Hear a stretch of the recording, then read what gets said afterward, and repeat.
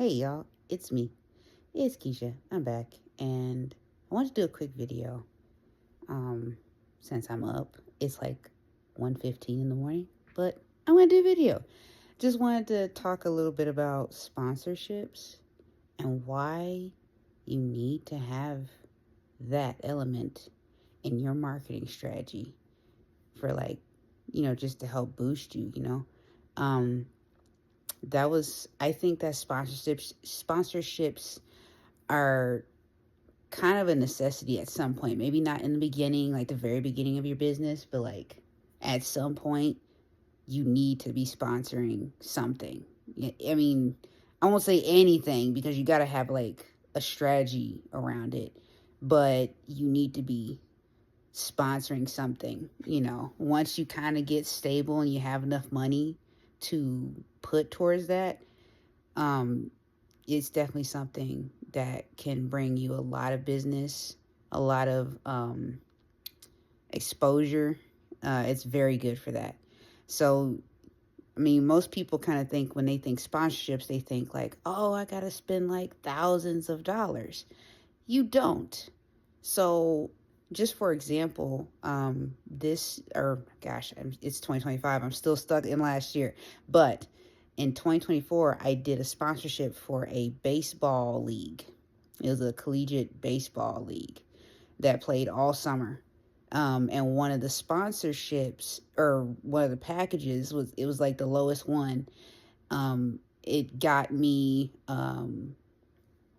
and they were kind of, it's a kind of more of like a regional thing, so it's smaller, but it's um was a package that got me my name on the entrance to the sports arena. So they had banners on the outside where the lines would be, and so as they're standing in line they can see all of the sponsors that sponsors this season for these baseball teams, right?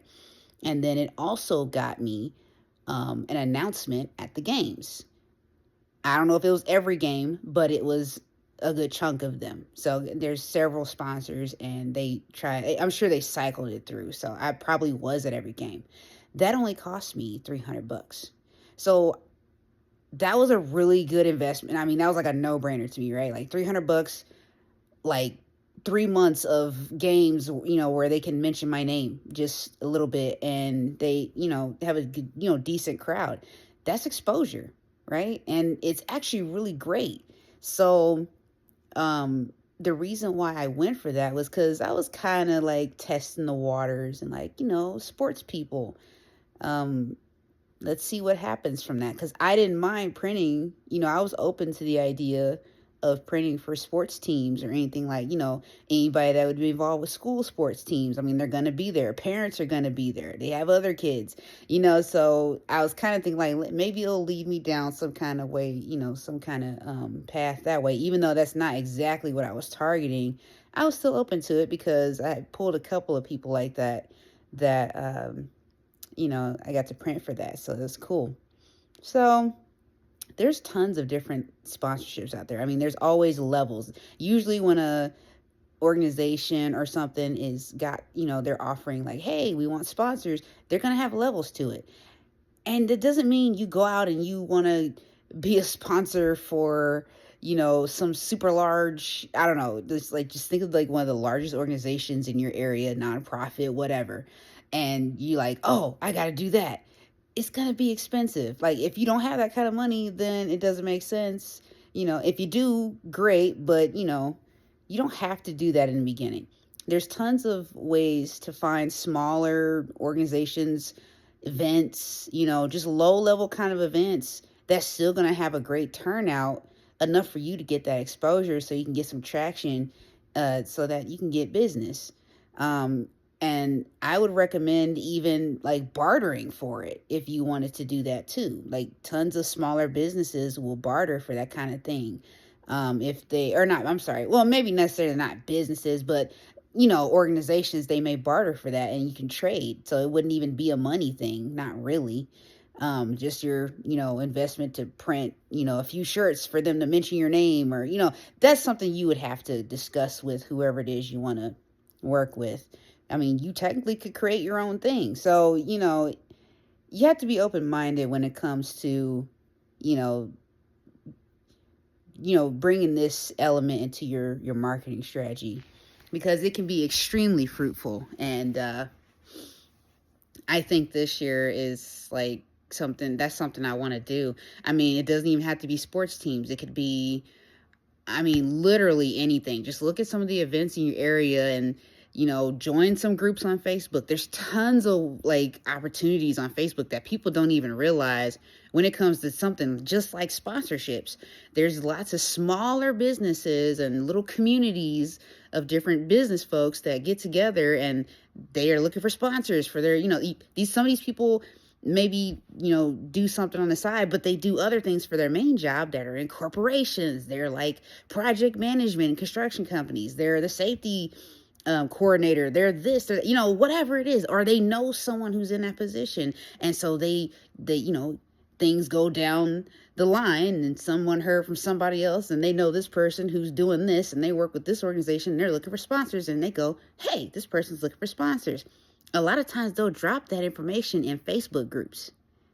Don't sleep on Facebook groups. It's there if you just find the right one.